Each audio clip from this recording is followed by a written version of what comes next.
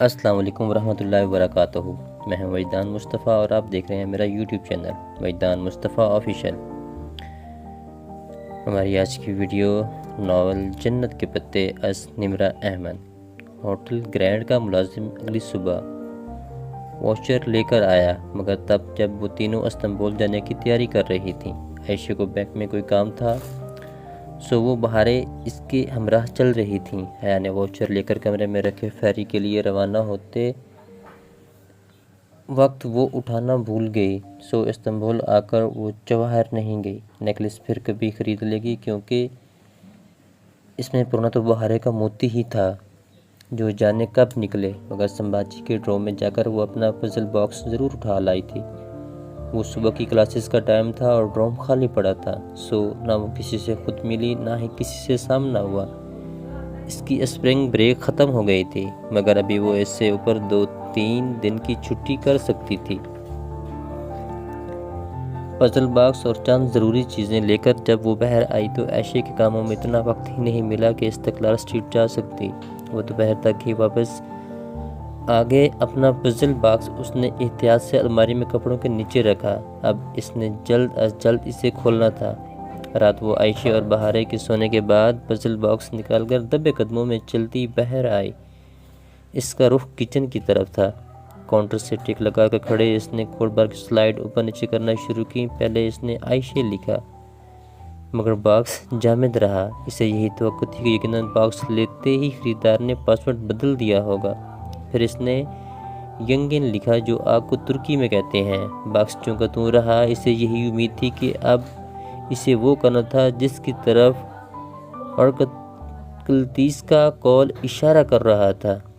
آگ، اصلی والی آگ۔ اس نے ماچس اٹھائی اور تیلی سلگا کر باکس کے قریب لائی، مگر آنچ لکڑی کو سیاہ کرنے لگی اور شعلہ تیلی کو کھا کر اس کی انگلی تک پہنچنے لگا تو اسے جنجلا کر تیلی پھینکی۔ چند لمحے وہ کچھ سوچتی رہی، پھر باکس لیے باہر آ گئی۔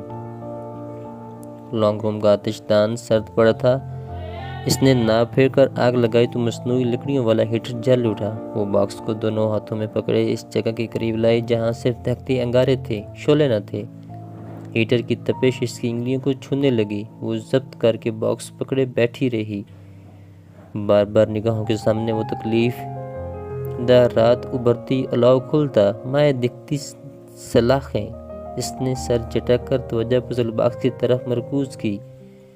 اس نے اسے ذرا ترچھا پکڑ رکھا تھا، یوں کہ اس کی دو اطراف انگاروں کے سامنے تھیں۔ جو طرف ذرا زیادہ سامنے تھی، اس پہ حروف ابھرنے شروع ہو گئے تھے۔ حروف بلکہ الفاظ، فقرے۔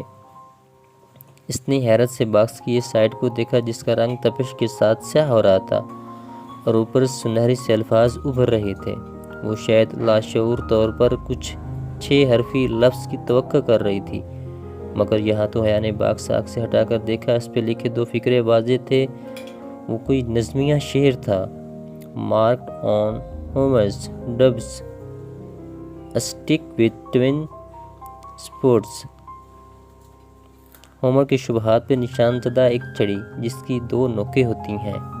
وہ ابھی ان الفاظ پہ ٹھیک سے الجھ بھی نہ سکی کہ اس کی نگاہ اس سیاہ ہوتی طرف سے متصل طرف پر پڑی۔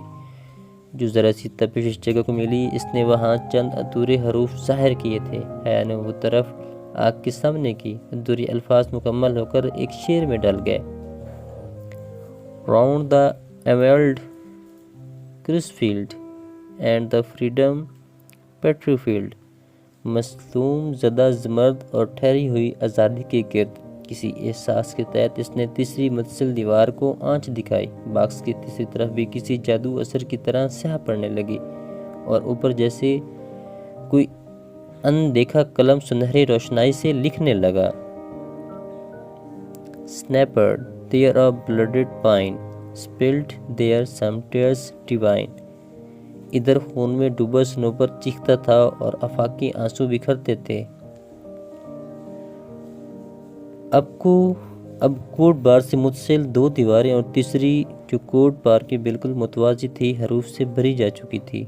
باقی اوپر ڈھکن کی سطح جہاں ارکلتیس کا کال لکھا تھا رہ گئی تھی۔ یا پھر نچلی طرف اس نے دونوں کو آنچ دکھائی، مگر کچھ نہ ہوا۔